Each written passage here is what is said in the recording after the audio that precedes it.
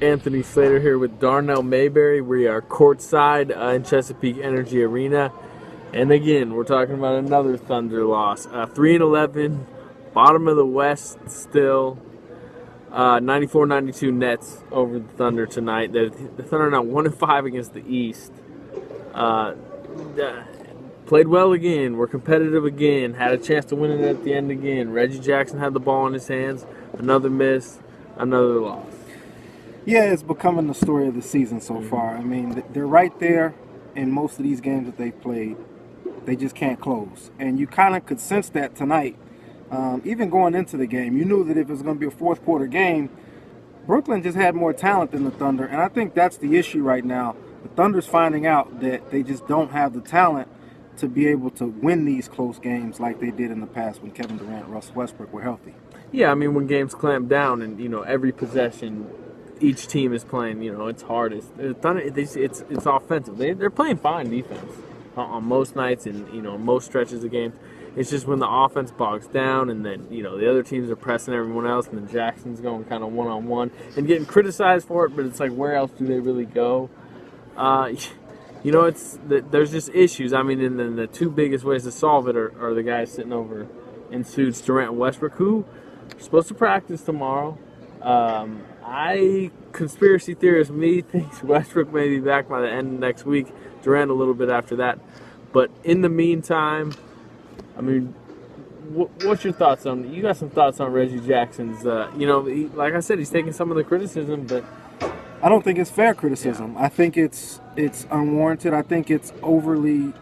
People, I think, are overanalyzing what Reggie Jackson's doing. He had 4 tough games before tonight's game. He bounced back tonight, 21 points, I think 4 rebounds, 8 assists, only 3 turnovers. I mean, his floor game right now is really, really impressive, and he's playing better defense. It's not always great. I mean, he's playing against frontline point guards for the very first time. Well, one of the first times in his career. I mean, he never really had to do it for an extended stretch.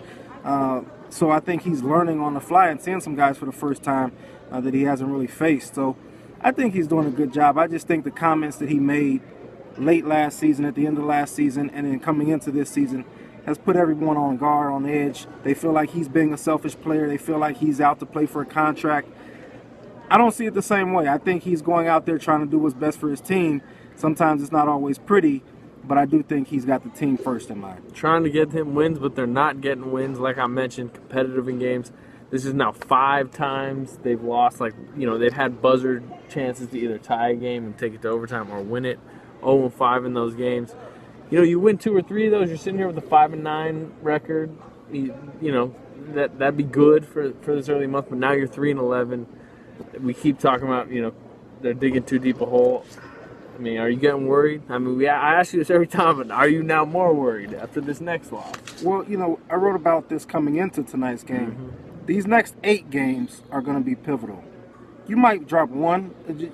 We knew they were going to drop some. Yeah. 4-4 would have been a great stretch. It would have been exactly what they needed. They still got a chance to do it, so I'm not going to panic or overreact after this first loss because, let's be honest, I mean, none of us really expected them to win coming into the Brooklyn game and the Golden State game. It's those last 6 games on the back end of this 8-game stretch where they got to make up some ground. Vegas expected them to win tonight. And I actually thought the Thunder had a chance to win tonight. They obviously, they played like they had a chance to win. But the Warriors game Sunday, you kind of mentioned it. That's looking like a tough one. Just a team that's really struggling to score against maybe the most potent offense in the NBA. It's going to be tough to see them playing that. But, they got some nice ones after that. We'll see. And this was a tough loss. This was a heartbreaking loss to be there all game, to even have the lead for most of the game and then lose it the way you did. I think this team might be becoming demoralized and kind of reality is setting in and they're just realizing, I think, they're just not talented enough to win these games. That's kind of what I wrote in my post-game story. I mean, it felt like a locker room that had just been eliminated deep into the playoffs. That's how the locker room feel was. Demoralized, people leaving early, nobody talking. Reggie Jackson looked like he... Jeremy Lamb, 2-word answers, stay together. He said it about three or 4 times, stay together. Everything. So I think they're dejected. They're definitely disappointed, and I think they could be demoralized at this point. Well, let's go to Coach Scott Brooks and Reggie Jackson to see what they had to say about another tough loss. Obviously, I didn't like the outcome of the game, but I will say this: throughout this season, we've demonstrated that we were more than capable of winning games. A couple of breaks go our way, a couple of shots drop. The game tonight could easily have gone our way, but I'm proud of the guys' effort. I know they give everything they have, and that's all I can ask for. And we're going to keep battling. We're going to keep fighting, and we're going to keep playing for each other. And hopefully things turn our way. And some of these unlucky, bounce here, bounce there. We couldn't get to the free throw line, and we got them to the free throw line 30 times. This is a team that doesn't shoot a lot of free throws. So those are the breaks that we have to continue to fight through. We want them to keep passing. We had some stretches throughout the game where the ball was a little sticky. But we were trying to play the right way throughout the game. We didn't make shots. Our offense is it's going to be some issues, and we knew that going into it. But when you have your offense struggling, we need to get to the free throw line. We didn't get to the free throw line, and then when we got there, we missed a few. So those are things that we have to continue to be cognizant of. So when this happens, when we have trouble scoring, we have ability to manufacture some points at the free throw line. I'm proud of the way we battled, but this team's still hungry for wins. I used to be on the other side of these close games, right there. We're still confident that we'll finally get over this hump sooner than later. We're proud of the way that we all competed. Just disappointed that we lost.